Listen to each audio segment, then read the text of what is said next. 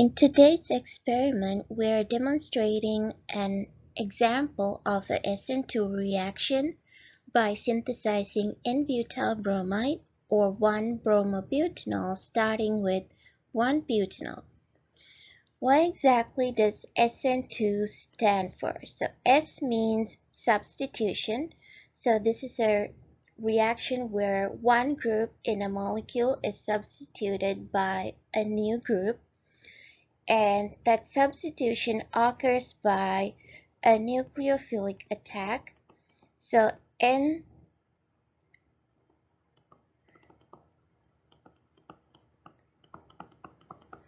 stands for a nucleophilic attack, and 2 stands for bimolecular. That is, this is a substitution reaction where a nucleophile undertakes a nucleophilic attack on a molecule where the nucleophile replaces a previously existing group in that molecule, eliminating that and taking its place, and this reaction occurs between two molecules, that is the nucleophile and the molecule that undergoes this substitution. And this reaction happens in one step where the nucleophile attacks and the leaving group leaves at the same time. So what conditions favor SN2 reactions? The leaving group should be unhindered. That is to say that if there were any bulky substituents attached to this carbon that has the leaving group, then they're crowding the leaving group and hinders its leaving process, since the nucleophile is also attacking that carbon at the same time. So molecules where the leaving group is not sterically hindered by other substituents are much more preferred for an SN2 type reaction.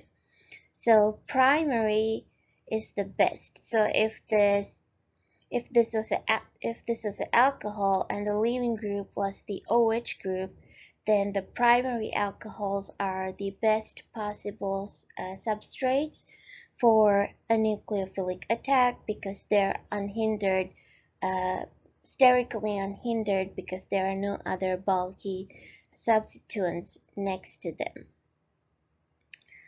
The nucleophile should be a strong nucleophile in order to attack this carbon and force this leaving group out, but it should not be a very basic nucleophile. So we know that OH group can act as a nucleophile. So a nucleophile is a species that has extra electrons to give away. That is, it's loving a nucleophilic environment. That is, it has electrons to give, so it's looking for somebody who's lacking electrons. So that's why we call it a nucleophilic attack. An OH group itself is a strong nucleophile, but it is also very basic. So the nucleophiles participating in SN2 reactions should not be of a basic nature, because that would favor elimination reactions, which is another different type of chemical reactions, and it's not our purpose in an SN2 reaction. This is an overview of the overall reaction that is happening in the experiment today. We're reacting 1-butanol, which is the substrate, with hydrogen bromide, and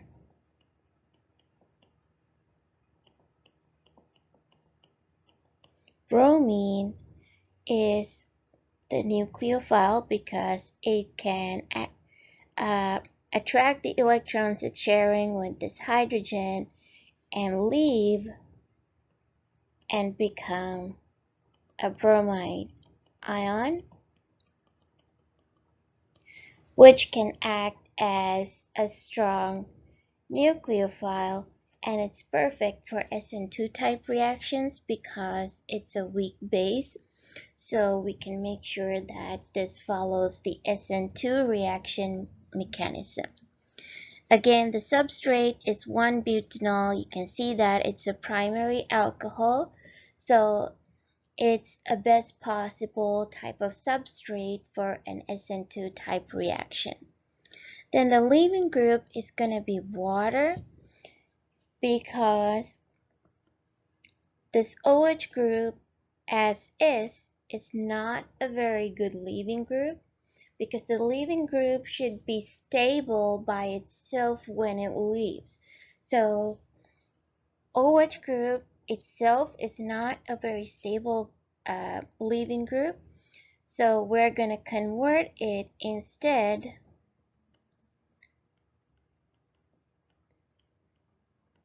to OH2.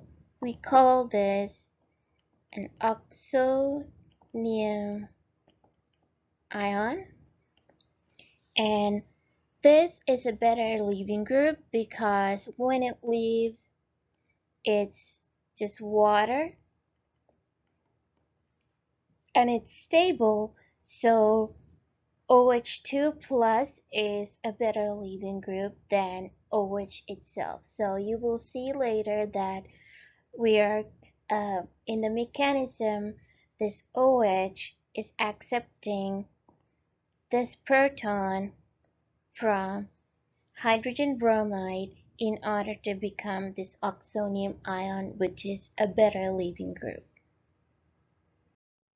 Now here is the breakdown of the reaction mechanisms that are occurring in the experiment today. First of all, we are going to synthesize hydrogen bromide, and this is where we get our nucleophile bromide ion. And over here it says in situ generation of hydrogen bromide. In situ means we are generating this within the system itself. How we do that is by reacting sodium bromide with sulfuric acid. So sodium bromide reacts with sulfuric acid and we get sodium sulfate and 2 hydrogen bromides. Then we need to improve the OH group of 1-butanol into a better leaving group, because like we mentioned in the previous slide, OH group itself is not a strong leaving group, so it should be instead converted into this OH2 plus oxonium ion in order to make it a better leaving group. That happens by, now we have the hydrogen bromide over here, and you can see the bromine takes the electrons it was sharing with the hydrogen and becomes the bromine ion, and this OH group comes to accept that proton with these extra lone pairs this oxygen has, and it becomes OH2 plus. So now this is a better leaving group, and we also have our nucleophile. And now we have the all necessary components to undergo an SN2 reaction, which is shown here. Now this bromine ion as the nucleophile attacks this carbon, and now OH2 plus is a better leaving group, so it's able to easily accept the electrons it was sharing with this carbon in order to get rid of its positive nature, and it becomes water and leaves as water molecule, and bromine takes its place. So we end up having a new molecule where the previous OH group is now substituted by a bromine. So we have n-Butyl bromide, and this can also be called 1-bromobutane. Both names can be used. In this slide, we're explaining the procedure of synthesizing n-Butyl bromide, starting with 1-butanol and sodium bromide. So here we have sodium bromide that's measured into a 5 ml conical vial. We measure some water as well as 1-butanol, and we add a spin wane to help mix everything. First of all, the sodium bromide is dissolved in the water, which is possible because sodium bromide is a salt and it will dissolve in water via ionic interactions. And 1-butanol would exist as a separate layer because compared to sodium bromide, which is a very ionic molecule, 1-butanol is rather nonpolar due to its hydrocarbon chain. Now we're going to add concentrated sulfuric to this mixture, and it's going to react with sodium bromide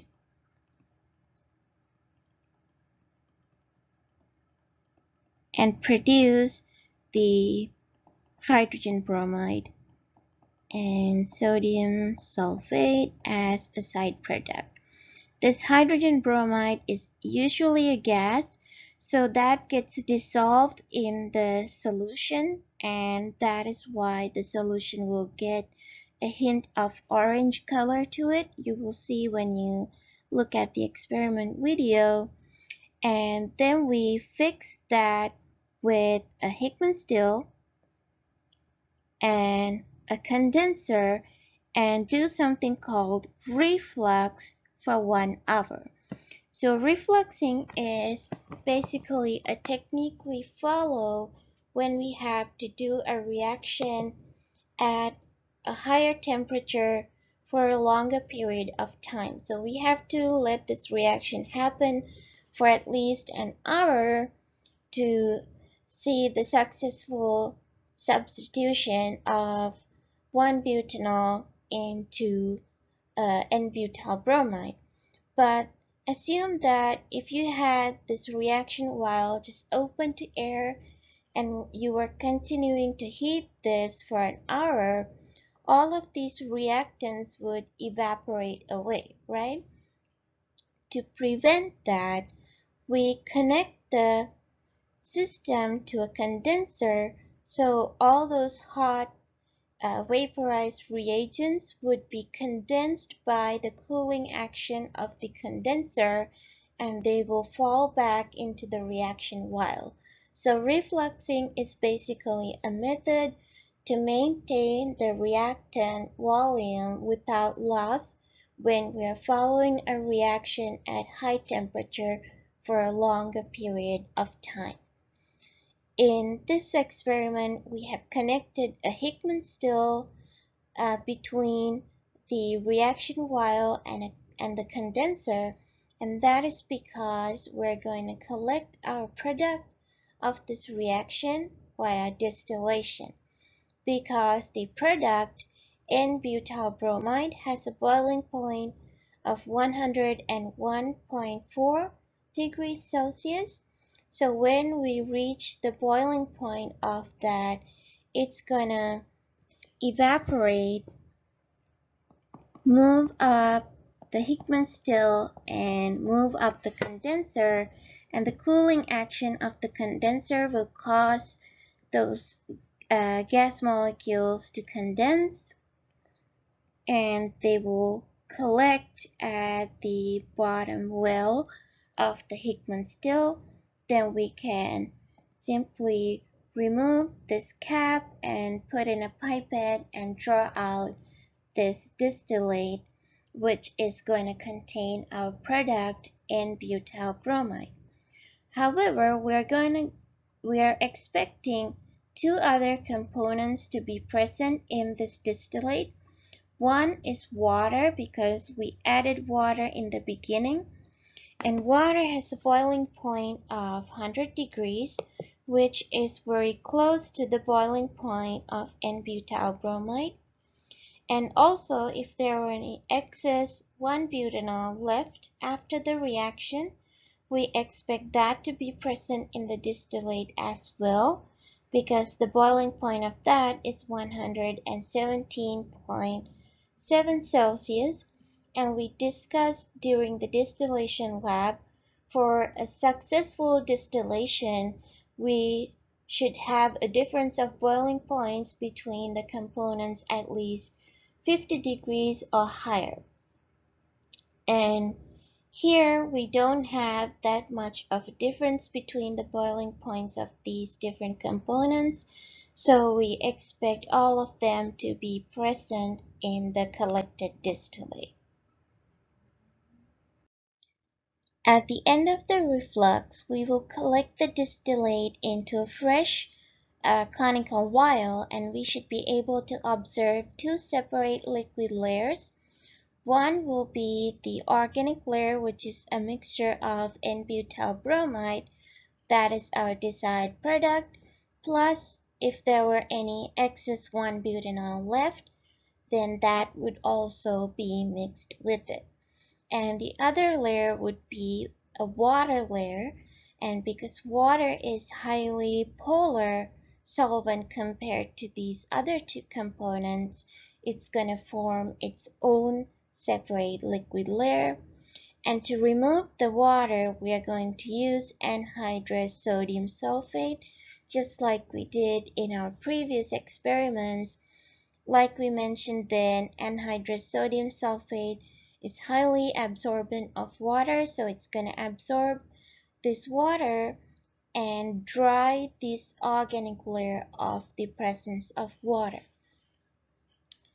Then we're going to analyze a little bit of this organic layer by passing it through a gas chromatogram. And since we're expecting a mixture of our desired product with some leftover 1-butanol, we're going to expect two peaks in the gas chromatogram that we're going to get. Now, how exactly will they separate through the column of this gas chromatography machine?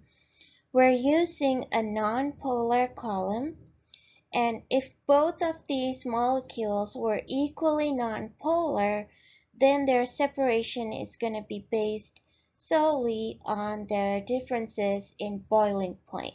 However, in this case, there is a slight difference in their polarities, unlike in the hexane and toluene lab that we did. So there is a slight difference in polarity due to one of them having an OH group, and we know the OH group is polarized, therefore it has a dipole, and therefore it can behave as a much polar molecule. Although their polarity differences are not too different enough that they don't separate into two different liquid layers, that is because of this hydrocarbon chain that they both share. Because those parts are very much equal, they're going to mix with each other in a liquid solution. However, when you convert them into gas by heating them and mixed with this carrier gas, and when it's pushed through this nonpolar column, their polarity is going to play a part in determining how they're going to get separated. Since the column is nonpolar, and we know that like interacts with like, this nonpolar stationary phase is more likely to interact more with n-Butyl bromide compared to 1-butanol. So when this mixture is passed through the column, the movement of n-butyl bromide through the column is going to be delayed or slowed down because it's going to be interacting with the nonpolar material in the stationary phase in this column, while 1-butanol would not be interacting so much with this nonpolar stationary phase due to having a slightly higher polarity compared to n-butyl bromide. So when this mixture is passed through the column, they get separated, and when we get the gas chromatogram, we are going to see 1-butanol exiting the column first, and n-butyl bromide exiting the column second, and that is due to the differences in their polarities. Now here is an example of the gas chromatogram that we expect to see. 1-butanol that is slightly more polar is going to exit the column before n-butyl bromide, and we expect only a smaller peak for that because this is just leftover reactant, right? And we would expect to see a much larger peak for n-butyl bromide because that is our desired product. If that was not the case and we still had a very large 1-butanol peak, then that tells us the reaction was not very successful. We would either need to let it reflux for a longer time in order to convert all of the 1-butanol or most of the 1-butanol to n-butyl bromide. Now to calculate the percent composition of each of these in the final mixture, just like we did previously in the distillation lab, you will calculate the height, you would measure the height for the peak, then you would get the width of the peak at the half height position. And to get the area, you multiply height by width at half height. And you calculate the area for both peaks, get the total area,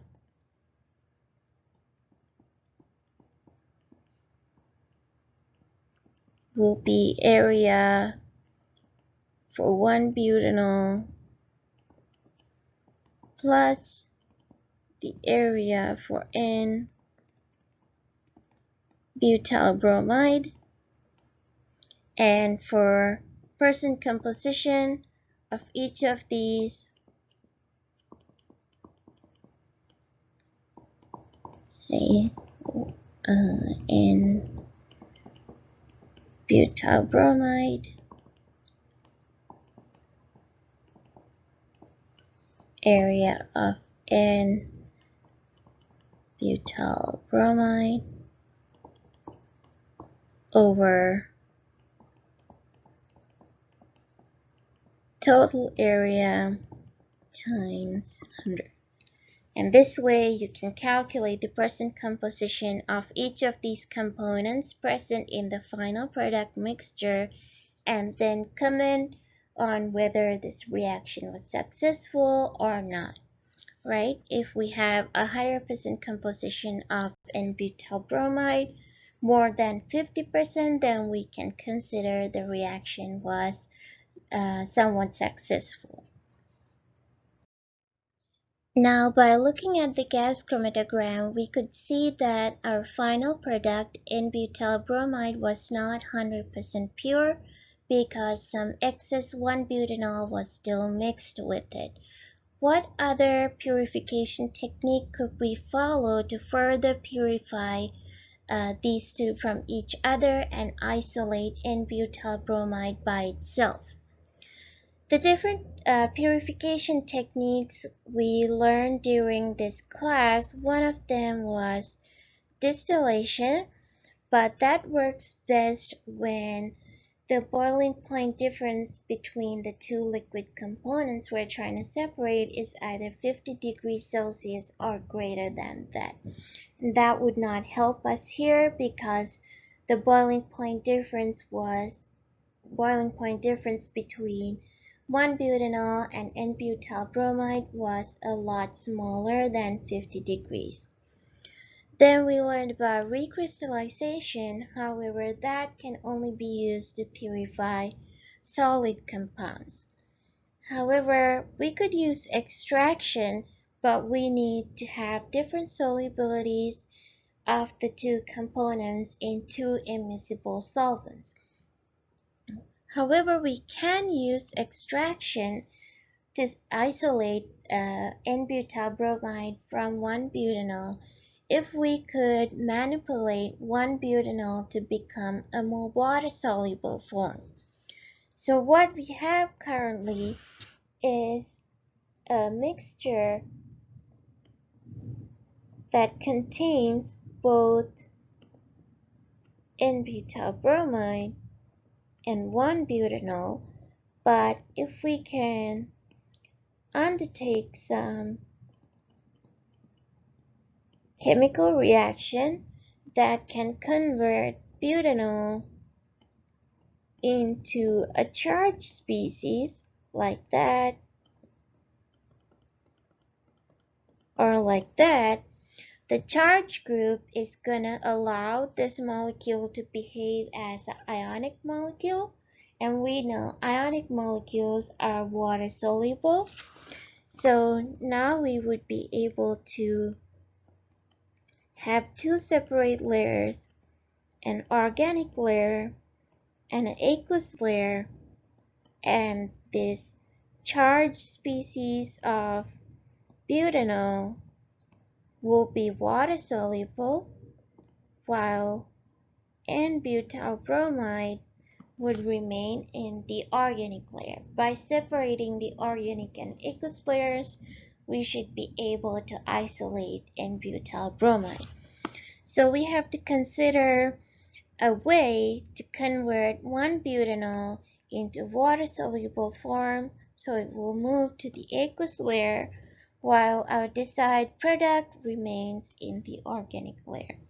So we're going to consider a few different reagents we could use and their pros and cons, whether it will be successful or not in the next few slides. Let's try reacting 1-butanol with NaOH.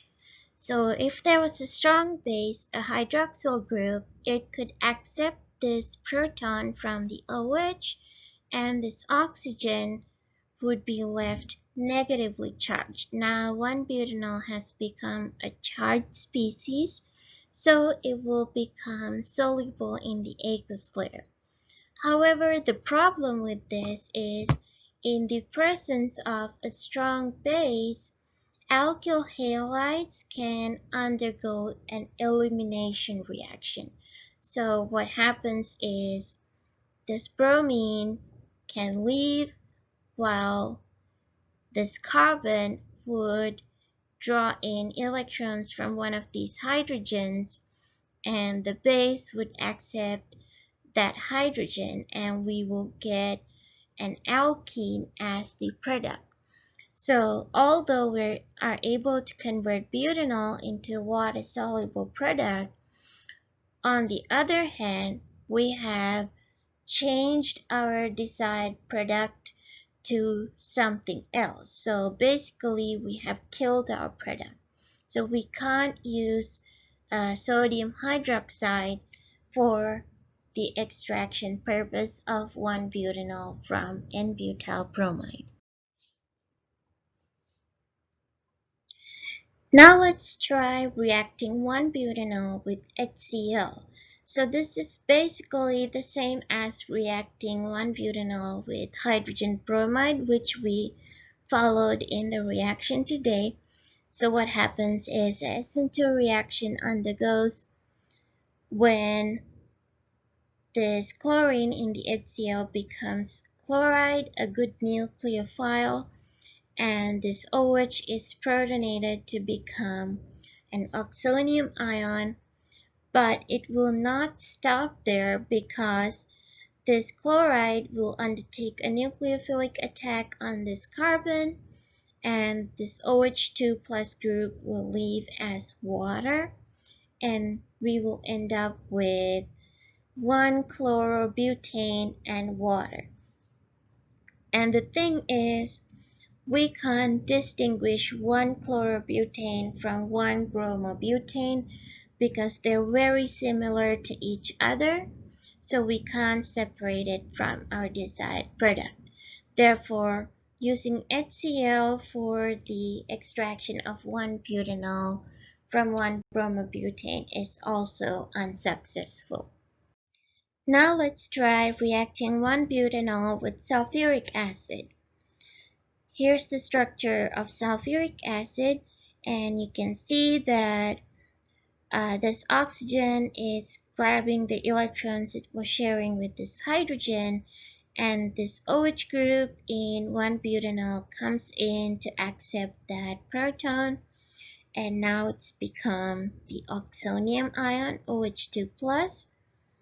And since it's a charged molecule, it will behave as an ionic molecule and can become water soluble. And we have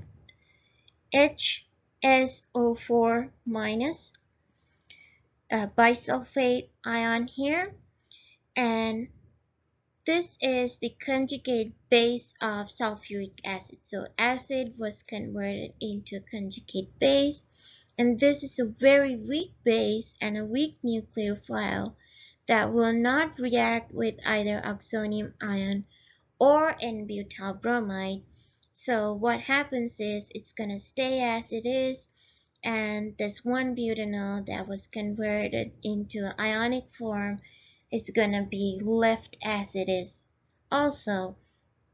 So now this will move to the aqueous layer, and this bisulfate ion would also move to the aqueous layer, and we will be able to have n-butyl bromide isolated by itself in the organic layer, and then we can follow the general procedures of extracting the organic product from the organic layer in order to isolate the final product with much higher purity. Now this is a small exercise which you can do to practice on your own. You're given these two molecules in a mixture to start off with, and you can follow the general procedures that you would follow when you do an extraction. You have to separate these two into an organic layer and aqueous layer, and the first few reagents are given, so you can practice on working on the remaining parts of this flowchart to show how you would isolate each of these components from the organic layer and the aqueous layer. You don't have to turn this in. This is basically for your own practice, and it's good to try because you never know, it might be a question in your final exam.